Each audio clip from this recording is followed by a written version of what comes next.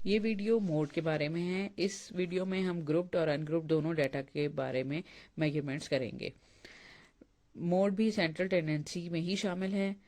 इसको हम इस्तेमाल करते हैं ज़्यादातर नॉमिनल स्केल के वेरिएबल्स के लिए। नॉमिनल स्केल के वेरिएबल्स में वो तमाम वेरिएबल्स आते हैं जिनमें कैटेगरीज होती हैं। मोड जो है वो डाटा की मोस्ट रिपीटेड वैल्यू है। अब इसमें हम एक सवाल देख लेते हैं। सवाल ये है कि कुछ ग्राहकों ने दुकान से आकर रिसाले ख़रीदे हैं। अब किन ग्राहकों ने कितने रिसाले ख़रीदे उसका डाटा है हमारे पास डाटा है 1, 7, 3, 2, 3, 4। अब इसमें दो ग्राहकों ने तीन तीन रिसाले ख़रीदे हैं और क्योंकि हम रिपीटेड वैल्यू की बात कर रहे हैं तो हमारे पास यहाँ पर मोड आ गया है 3। अब क्योंकि एक ही वैल्यू आई है यहाँ पर मोड की तो इसलिए हम इस डिस्ट्रीब्यूशन को कहेंगे यूनी मॉडल डिस्ट्रीब्यूशन। इसके बाद एक और सवाल देख लेते हैं। ये सवाल है नंबर ऑफ बेवरेजेस के बारे में कि कितनी बोतलें सेल हुई हैं 12 दिनों में एक मार्ट से, शॉपिंग मॉल या मार्ट जो भी आप कहें। अब इसमें डाटा हमारे पास थाउजेंड्स में है। 3, 4, 3, 5, 1, 5, 2, 6, 7, 8, 4। अब इसमें बहुत सारी वैल्यूज़ रिपीट हो रही हैं। जैसे कि हमारे पास 3 रिपीट हो रहा है, फिर हमारे पास 5 भी 2 दफ़ा आया है, 2 2 दफ़ा आया है, 4 भी 2 दफ़ा आया है। तो ये सारी वैल्यूज़ हम लिखेंगे, यानी यहाँ पर मोड्स एक से ज़्यादा हैं, 4 मोड्स हैं और फिर हम इसे कहेंगे कि this is a multi modal distribution. इसके बाद हम बात कर रहे हैं मोड ग्रुप डाटा की।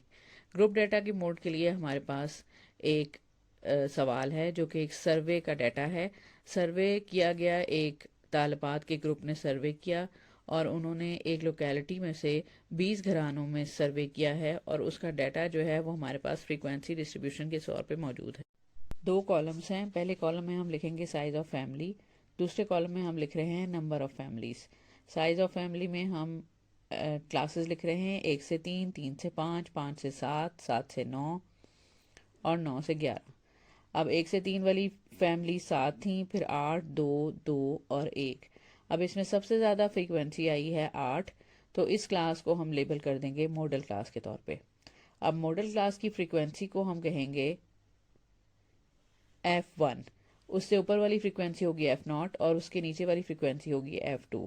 अब हम फार्मूला लगाएंगे। फार्मूला है mode is equal to L plus F1 minus F0 और इसके नीचे आ जाएगा 2F1 minus F0 minus F2।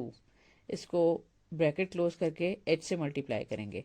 अब हम देख लेते हैं कि ये डिफरेंट वैल्यूज़ कौन कौन सी हैं। L है lower class limit of modal class. अब हमारे पास lower class limit modal class में थी 3। फिर उसके बाद F1 है frequency of modal class. Modal class की फ्रीक्वेंसी टेबल में जो दी गई है वो है 8। फिर उसके बाद F0 है फ्रीक्वेंसी मॉडल क्लास की, उस मॉडल क्लास की जो कि मॉडल क्लास से पिछली क्लास है, तो उसमें फ्रीक्वेंसी थी 7। फिर F2 है फ्रीक्वेंसी मॉडल क्लास से निचली क्लास की और वहाँ पर जो टेबल में फ्रीक्वेंसी दी गई है वो है 2।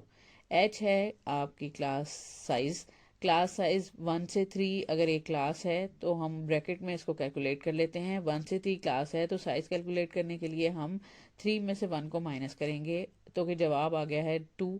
तो हमारे पास क्लास साइज 2 है।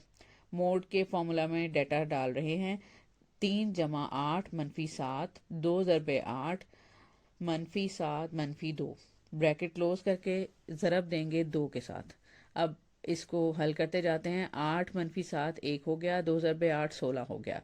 इसके बाद हमारे पास 16 में से 7 निकले, 9 - 2। फिर इसके बाद 9 - 2 7 हो गया और इसके बाद 3 जमा 2, 1 को 2 से ज़रब दिया 2 आ गया। 2 2 × 7 का जवाब होगा 285 और 3 में इसको जमा करेंगे तो 3.285 आपका जवाब आ गया है कि यानी मोड है।